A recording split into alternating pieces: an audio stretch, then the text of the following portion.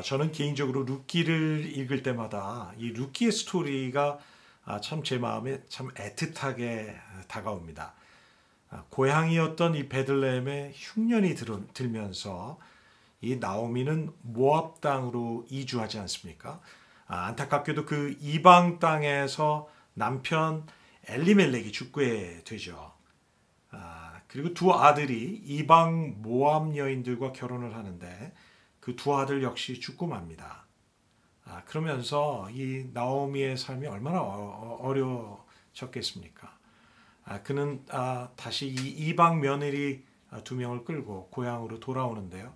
이 세 명의 미망인의 상황이 참 얼마나 처절했을까 하는 생각을 하면 참으로 애처로운 마음이 드는 것 같습니다. 요즘 전쟁 난민으로 고향을 떠나서 피난길에 오는 우크라이나 사람들의 마음이 참 이런 마음이 아닐까 생각이 듭니다.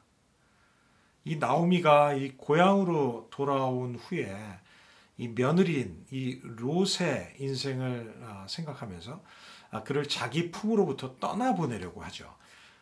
근데 그럴 때마다 이 룻은 이 시어머니 나오미를 떠나려 하지 않습니다. 그리고 그 곁에 머물러서 이 나오미를 섬기려고 하죠. 참 어려운 상황 가운데 이 서로를 생각하면서 돌보는 이 애틋한 마음이 느껴지는 참 그런 아름다운 장면이 아닌가 생각합니다. 그럼에도 불구하고 이 나오미는 이제 마음을 단단히 먹은 것 같습니다. 나오미는 이제 룻을 보아스에게 보내서 재혼시켜야겠다고 결심을 합니다. 룻기 3장 1절의 말씀인데요. 제가 읽어볼까요? 어느 날 나오미는 며느리 룻에게 이렇게 말했다. 얘야, 내가 너에게 남편을 구해 주어야겠다. 너도 이제 재혼해서 다시 행복한 가정을 이루고 살아야 되지 않겠니? 너는 보아스를 어떻게 생각하니? 그는 우리에게 친절을 베풀었고 또 우리에게 가까운 친척이기도 하다. 여러분, 당시 이스라엘에는 고엘이라는 사회 지도가 있었습니다. 여러분, 고엘 들어보셨을까요? 아마 생소하실 겁니다. 고엘이란 이 가까운 친족 또는 기업을 물을 자, 기업을 되찾아 줄 자, 또는 후손을 이어줄 자를 말합니다. 이 레위기의 말씀에 보면 고엘이 해야 할 의무들이 나오는데요. 이 고엘은 어떤 사람이 가난하게 되면 자신의 땅을 팔게 할 수 없이 땅을 팔게 될 경우에 나중에 그 땅을 대신 물어주고 다시 되찾아주는 그런 의무를 가지고 있는 자가 고엘입니다.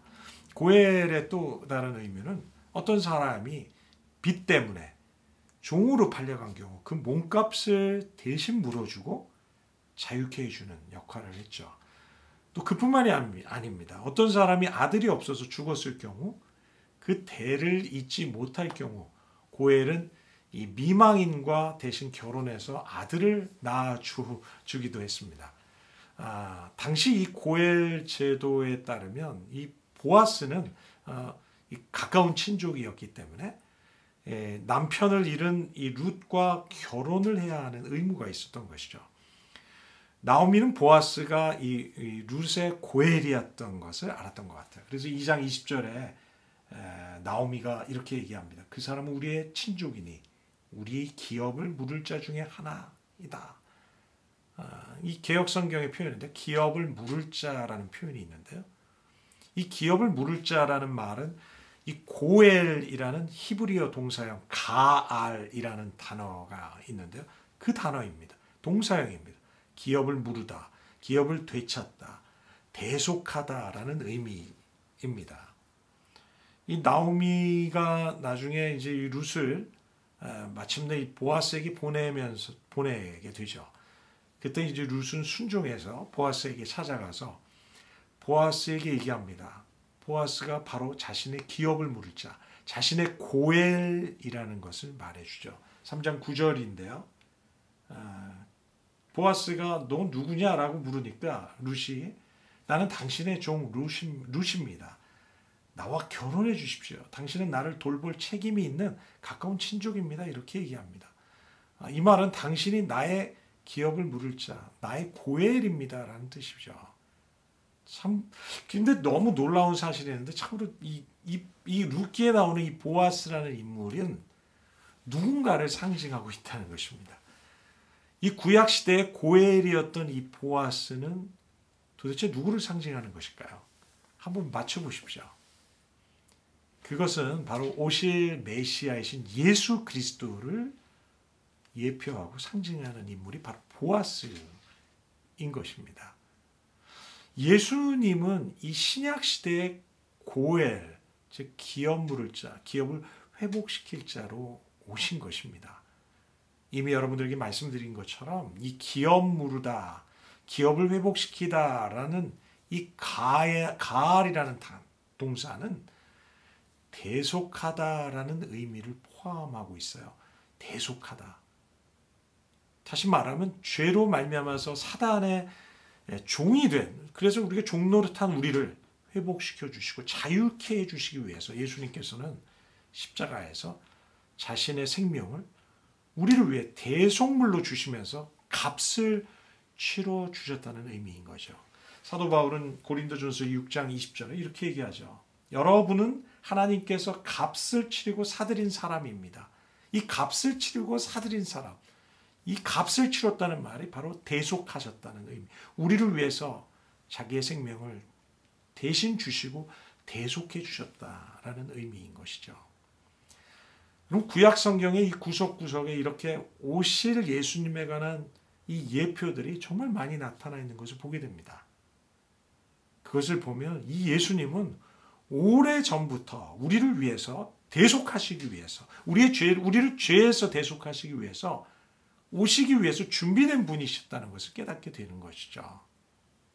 여러분, 이제 룻은요, 이 나오미가 시키는 대로 이제 잠든 보아스 옆으로 갑니다. 밤에. 그리고 그의 곁에 가서 발밑에 눕습니다.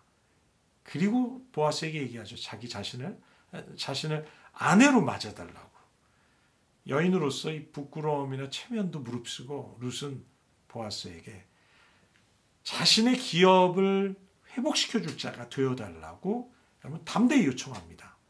저는 이런 룻을 보면서 이 신약 성경에 소개된 한 여인이 제 마음속에 떠오르게 됩니다.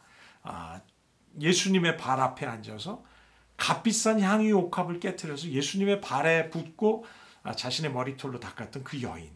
여러분 생각나시죠? 누구인지. 많은 사람들이 보는 앞에서 사람들이 어떻게 생각하든 이 여인은 예수님께 다가가서 정말 진정한 사랑, 정말 진한 사랑을 고백하고 있습니다.